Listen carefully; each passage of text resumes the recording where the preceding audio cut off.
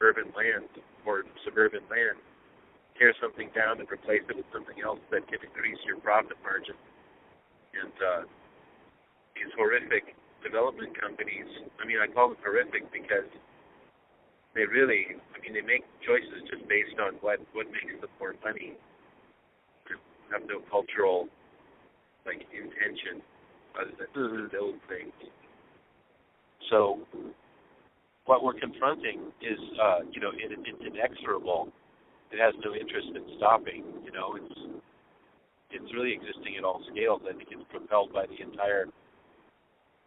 Well, as I like to explain it when I'm talking with audiences, we live within an economy that was designed to expand and consume because it's really an empire sort of scale construct.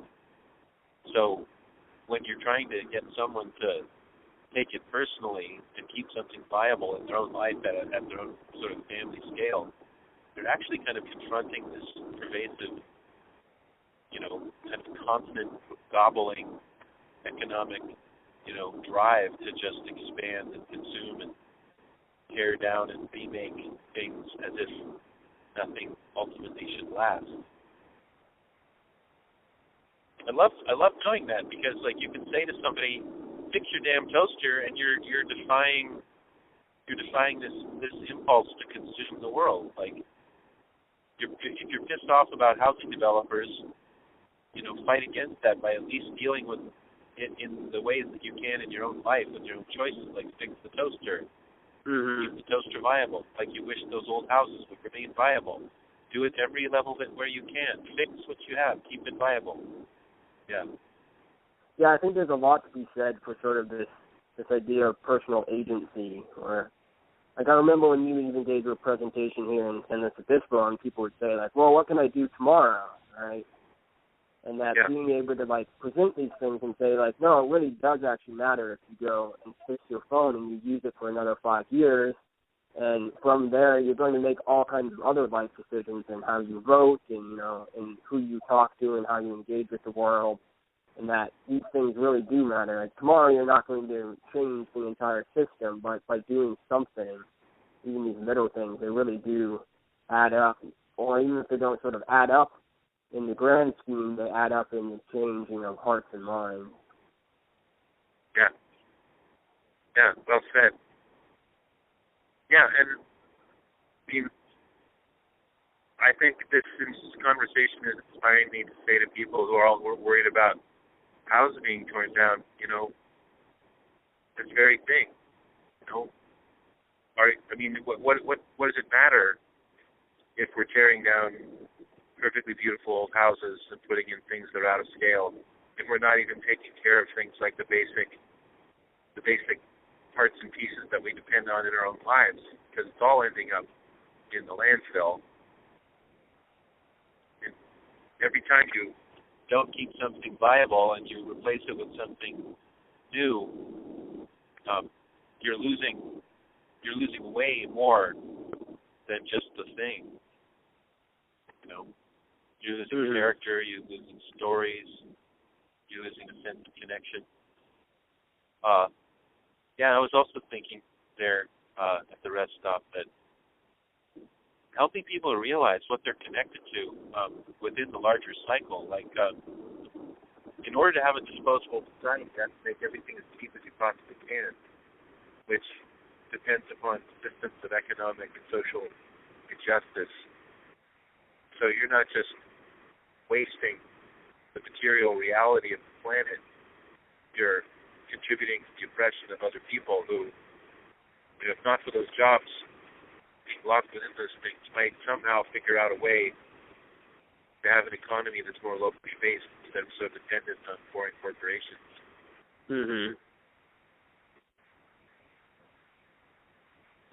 Yeah. Such a huge set of issues, but really kind of simple when you think of in terms of feedback loops.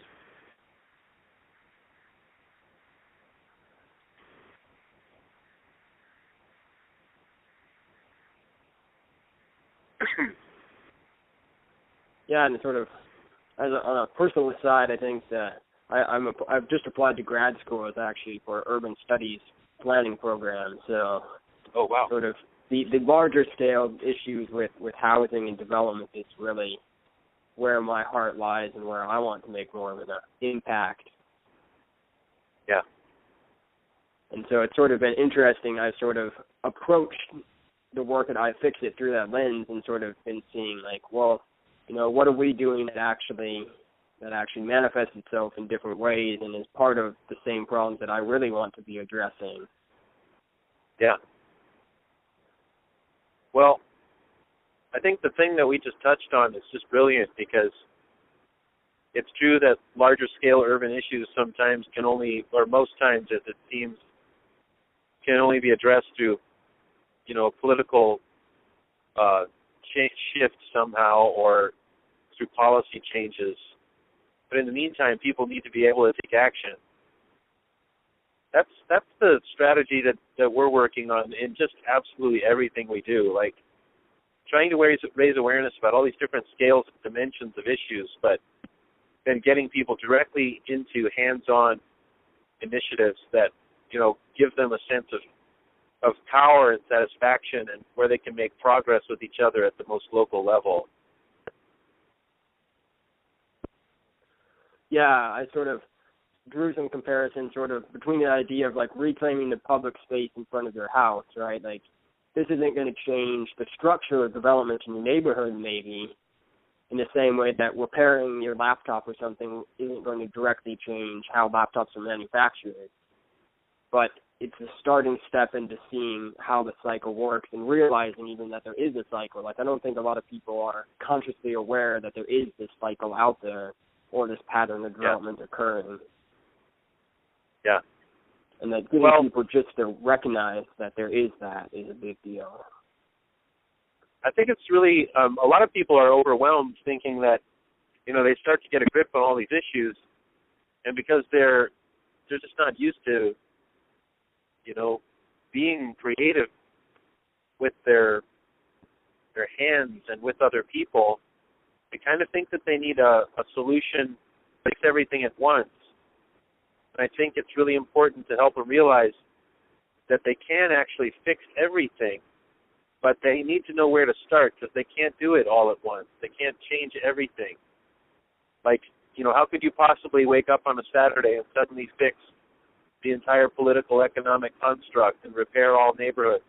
There has to be a leverage point where you apply the energy that you have and the resources available in order to have the maximum impact. And, you know, the nature of what we're talking about here, this kind of object-oriented society that's so materialistic and commodified and disposable, like it contains and suggests its own vulnerabilities. Like when you bring people together, I mean, this is the essence of the strategy that we're working on.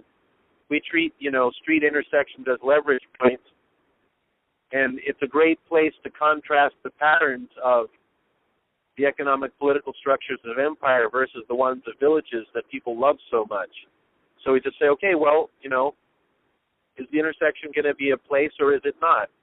Is it going to be where our pathways come together and then therefore our lives come together, or is it not? And people are like, what the hell are you talking about? Intersections are just for cars. And so the issues become very juicy. But what we're doing is, it's the leverage point where we begin.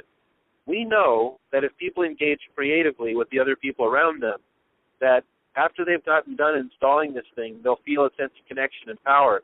Not a sense of, they'll feel connections and a sense of power with other people that they've never felt before.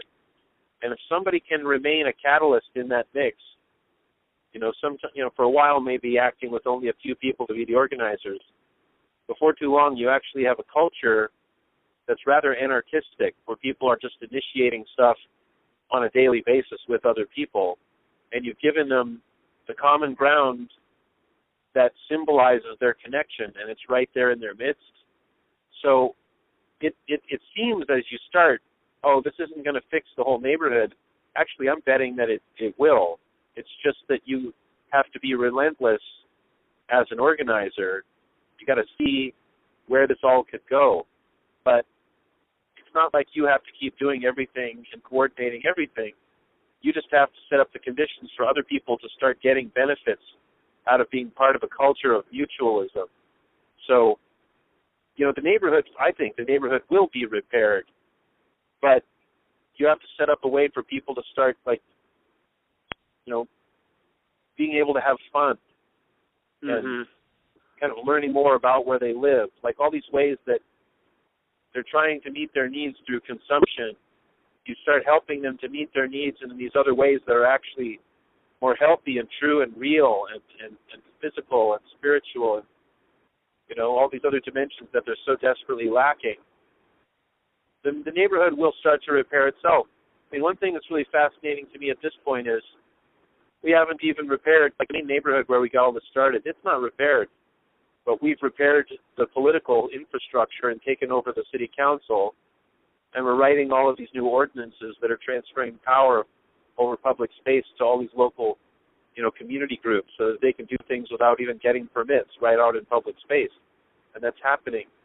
So before you repair the entire neighborhood, everybody remains conservative or liberal or progressive or whatever, but all that starts to soften because they're finding that they have way more in common. The political infrastructure is being transformed. The neighborhood association is being transformed.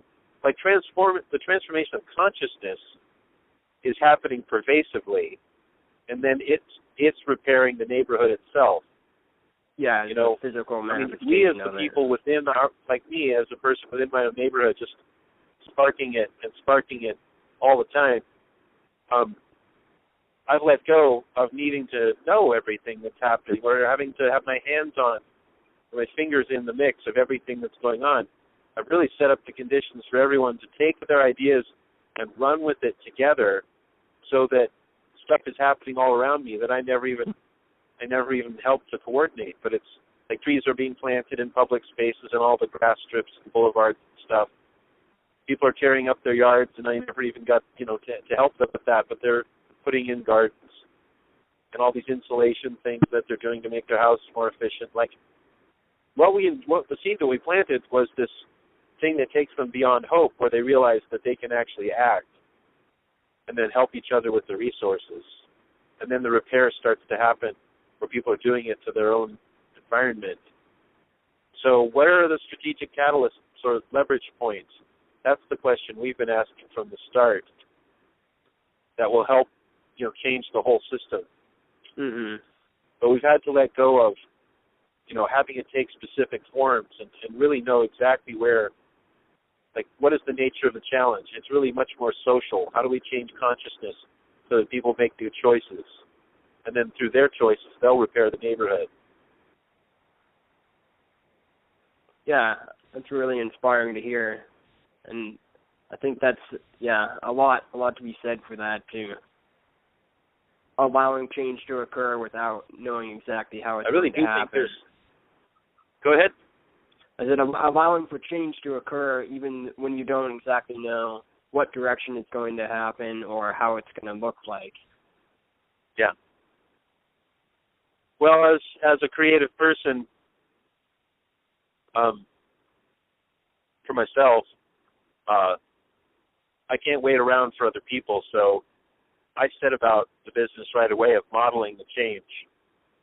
So I set up the conditions for other people to do stuff with each other, but then I'm working directly with other people that want to collaborate really creatively and joyously. So we set a lot of models that then inspire other people to do what they want to, what they will do. So it's not like we just facilitate other people connecting and that's our only work. Like on my block, we've torn down all these fences and retrofitted houses and instituted new uses that aren't even legal. Like we've set up a school on our block, even though it's not legal to have a school in a residential zone. So we've very intentionally and strategically challenged the ways that our behavior and our economic self-supporting, choices would otherwise, support us. So we've done this in order to inspire other people to do it, and in the process, for people to say, hey, wait a second, you're telling me that it's illegal for me to have a home business where I have more than one client visit me a day, or you mean I can't teach if I wanted to teach workshops? That's I have to go to a different zone. Like that's like manipulating my life. And then everyone's like, now you see. And then the liberals and the conservatives in the room are suddenly realizing, holy shit, we have a common cause here. So kind of shedding light on these things is very strategically revealing. Mhm. Everyone gets to learn together.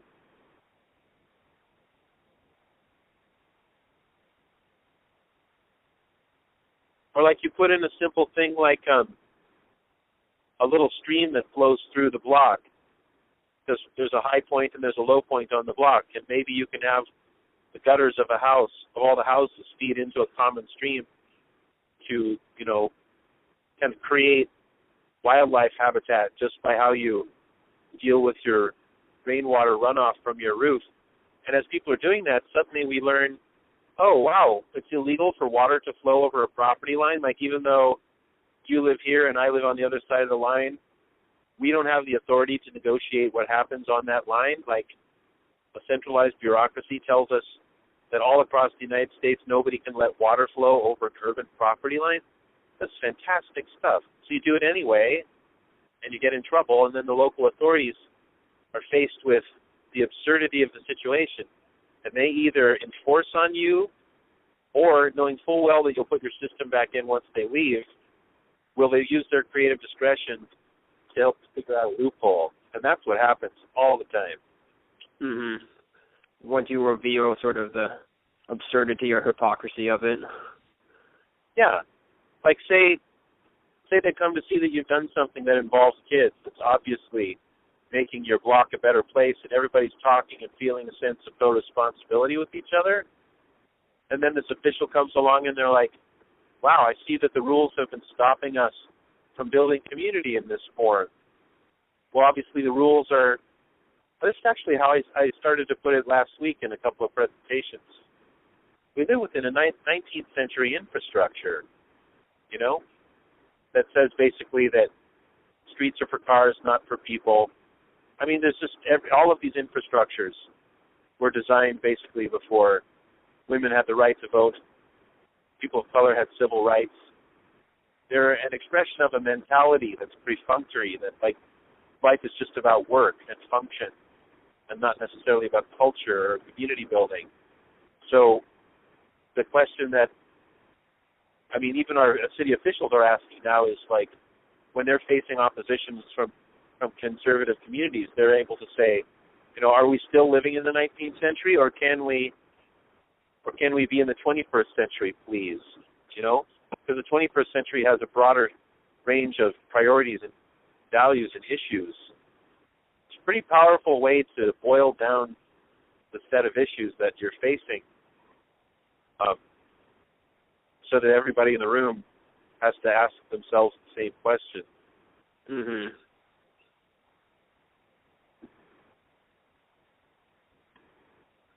Yeah, I think it's a little different, a little more challenging perhaps with working on sort of the technological side here when we're dealing with like glued-in batteries or soldered-in RAM, in the sense that we're doing a lot to expose the fact that this is occurring and to try and tell people that it's occurring, but to actually, change how things are manufactured is a big hurdle. To actually, talk to the designers and talk to the people who are deciding how things are made and demonstrate and show them that what matters is repair and what matters is recyclability, and that these are things that people do really want and will actually, spend money to choose that over something else.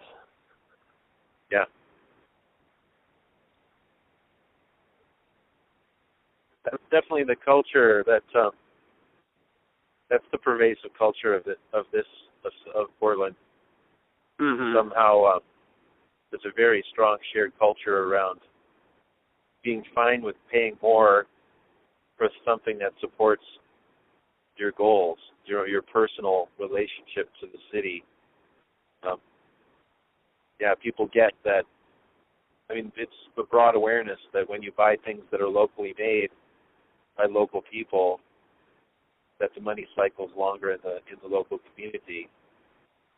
And that's connected to so many other things. Yeah, and that's one of the things they talk about with repair-based economy is sort of the simple fact that much that happens in repair cannot be outsourced, right? That fixing your dryer and fixing your car are things that have to happen locally. Yeah.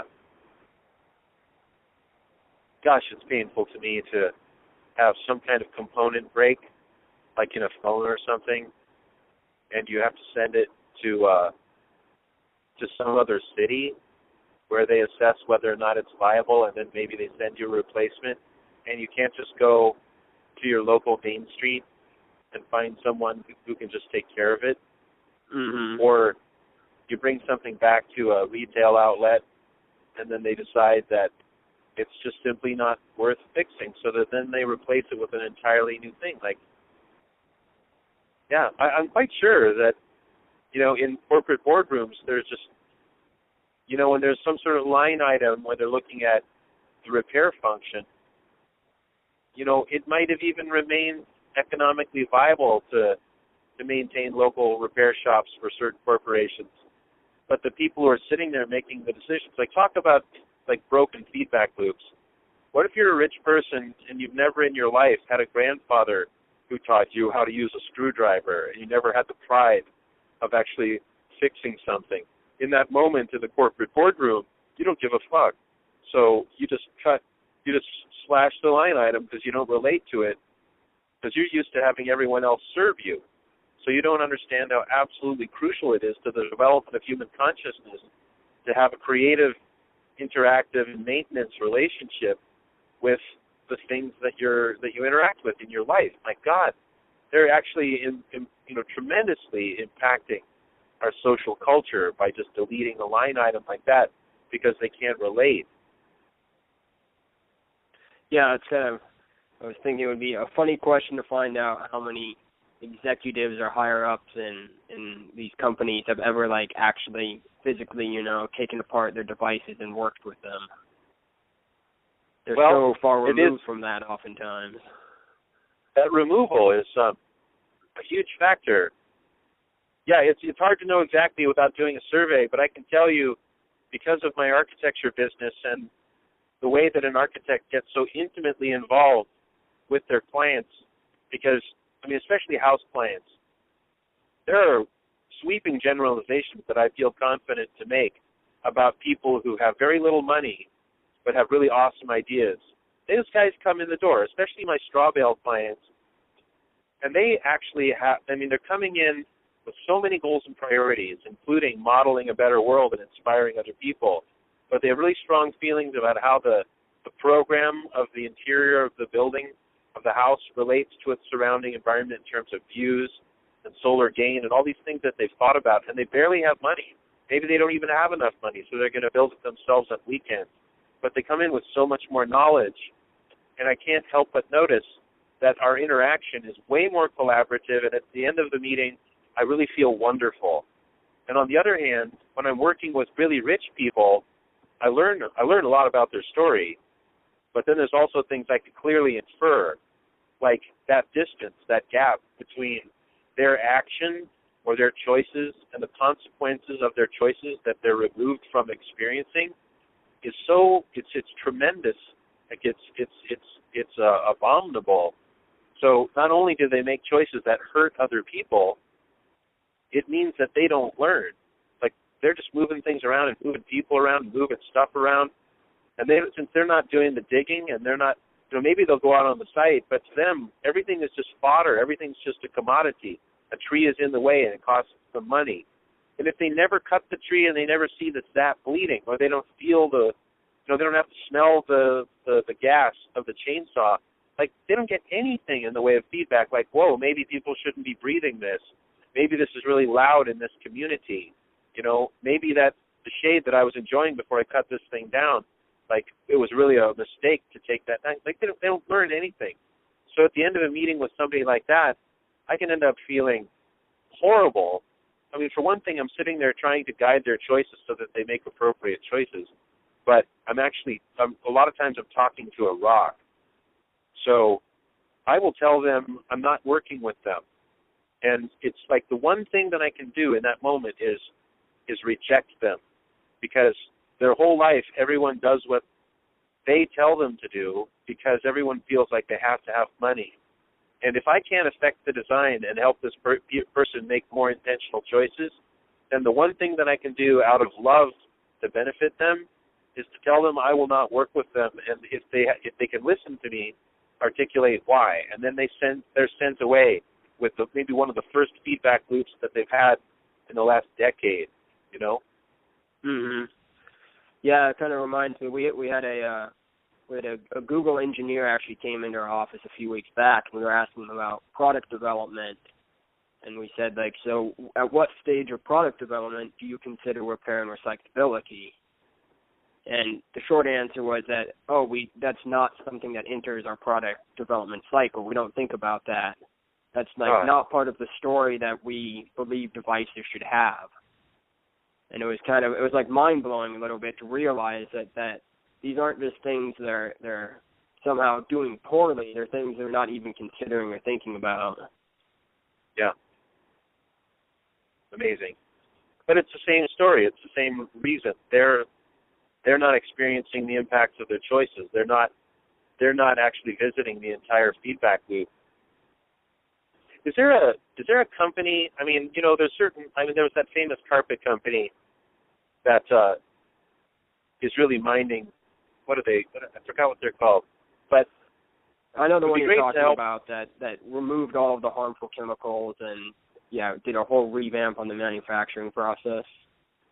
Yeah, and so that they can actually recycle their scraps back into their product.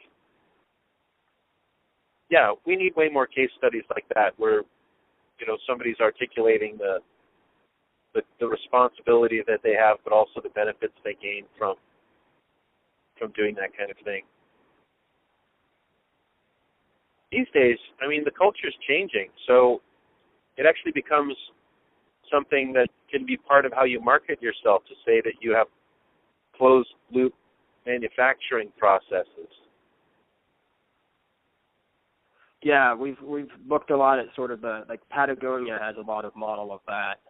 If you go on their website and you can track where your fabrics come from, from the cotton where it was grown all the way to the processing of it, through the looms and everything until it shows up at your door.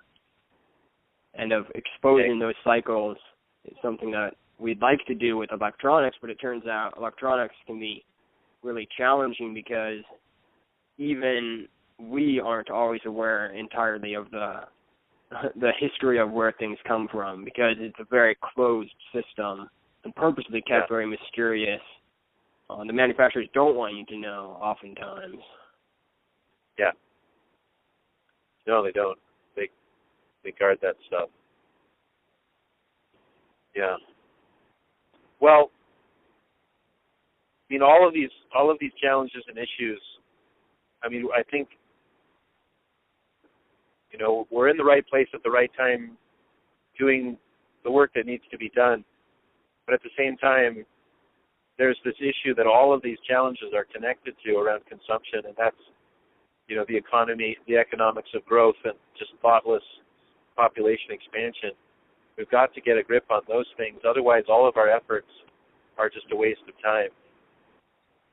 Yeah, it's sort of the story of even if everything could be repaired, if we were purchasing the same amount of stuff, we haven't really made an improvement. Yeah. Like I'm thinking right now, a couple of years ago on the cover of the local newspaper of Portland, Oregon, called the Oregonian, there was a big headline, and it said, "All gains erased." And the article was about how, on a per capita basis, existing residents of our region are actually measurably driving less every year and consuming less per person. And on the other hand, all of the influx of people into the region is erasing our gains as a region, and our overall gross amount of carbon emissions is actually increasing because of the economics and policies of of growth Yeah. and wanting to attract growth and have economics be based on constant growth. Yeah, I remember seeing recently there was an advertisement for a Prius, and it said something about that you could drive across the country 2 times to visit national parks or something on it. And just thinking how absurd this was, that we've taken an arguably, more environmentally friendly vehicle, and our solution now is just to drive it twice as far and erase all of the gains that you had in it. Yeah, we do that so Until often. Yeah, I mean, in that case, what's really regulating behavior is your sense of guilt. Like, oh, now I can do it twice as much until I feel guilty, until I feel bad about myself. Yeah. Or the same thing, it's one of my biggest pet peeves is to read these architecture magazines or home magazines, and they talk about building an addition on a house, and it's like, a single-family house with only 2 people living there, and they double the square footage of their house, but they do it with all of these environmental features. And just sort of the hypocrisy of doing this that people don't want to confront.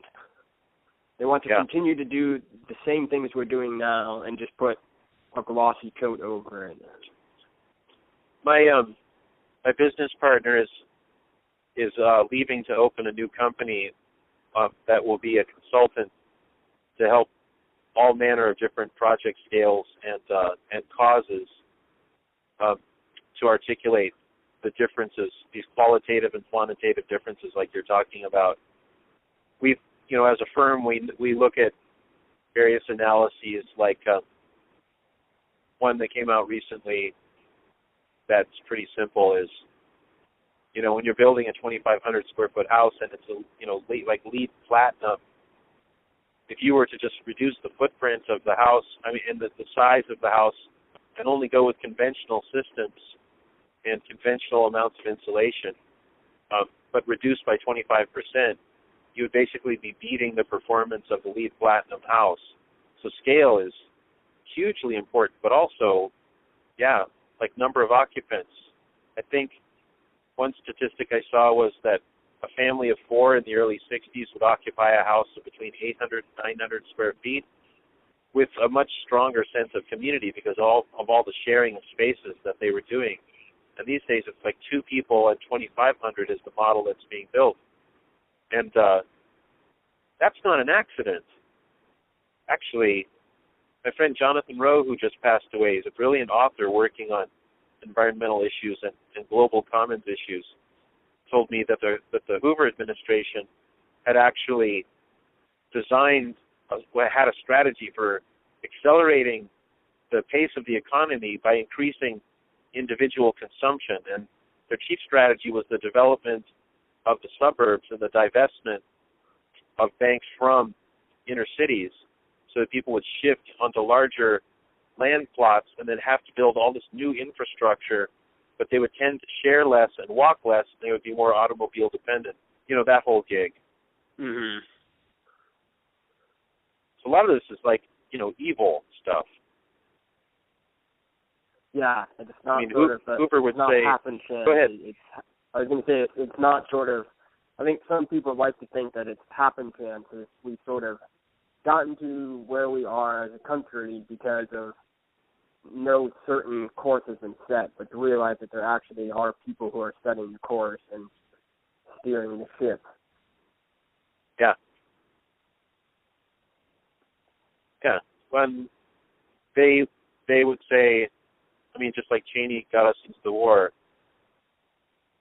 they would say that they had some sort of noble aspiration, but did Cheney ask the soldiers, the people who are really being affected never get consulted.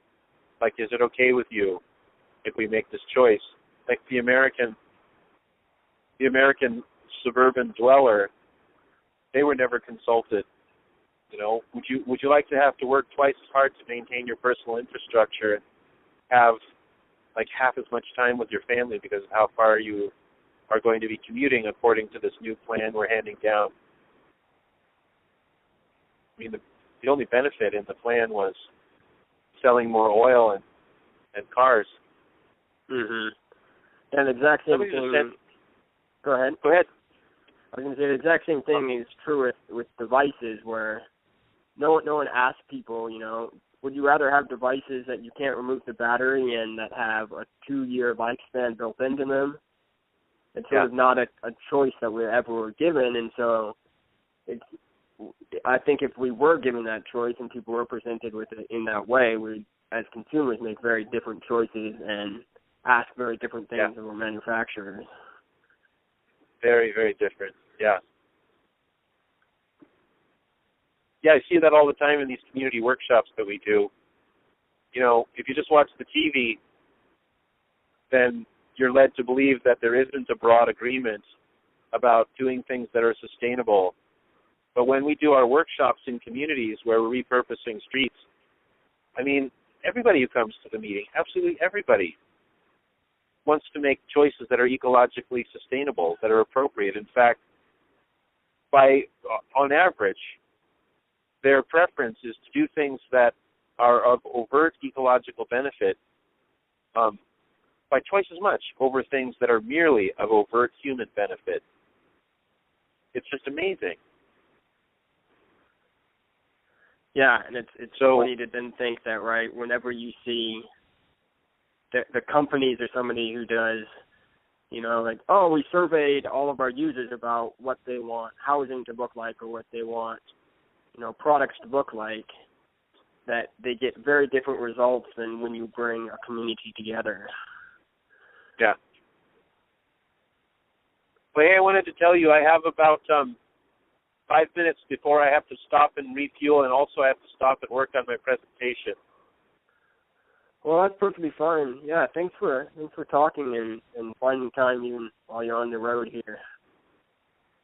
Well, my pleasure. I'm glad for it. It's been very illuminating. I'm glad to have been able to talk together to connect these pieces. Mm-hmm. So I really appreciate it.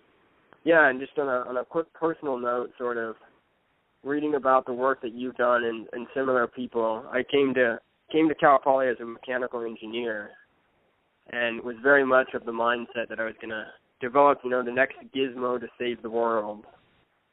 And I've gone through a big sort of personal transformation over the past years and looking at grad school to realize that the community and social aspect is really so much bigger and more important than, solving technology with more technology. Yeah. That reminds me of a heated discussion in our region that's been ongoing, mostly just with progressives. There are these transportation activists who want multimodal streets, and they want light rail systems. And nobody fundamentally disagrees with this, except there's this lingering question, which is, why do we have to continue to dislocate people from their communities to have to go elsewhere to earn their livelihood? Why isn't there any coordination on a larger level to try to connect people, where they live, to a local opportunity for livelihood? And there was a sort of semi-famous example here of these two women who were friends, and they actually both live next to schools. Belinda is the name of one of them, and she comes all the way from southeast Portland, where she lives next to a middle school, to go work at another middle school in far, far northeast Portland, and the commute takes, during rush hour, more than an hour. Meanwhile, her friend lives next to the school that Belinda works at and comes all the way down to southeast Portland, where Belinda lives. So they do the same damn job. Why isn't the school district trying to coordinate where people live to their jobs? Because they have so many employees, they could actually look at that and figure out a way to help people have less of a commute. Mm-hmm. So, and looking at the city government with its thousands and thousands of employees, is there any effort whatsoever to link people? Like, say somebody is a park maintenance guy. What if he lives within 3 blocks of a park? Why should he go all the way across the city and across the river to maintain another park when he could maintain one in his own community and then end up with a stronger sense of community where people know that the steward of the park lives right there near the park.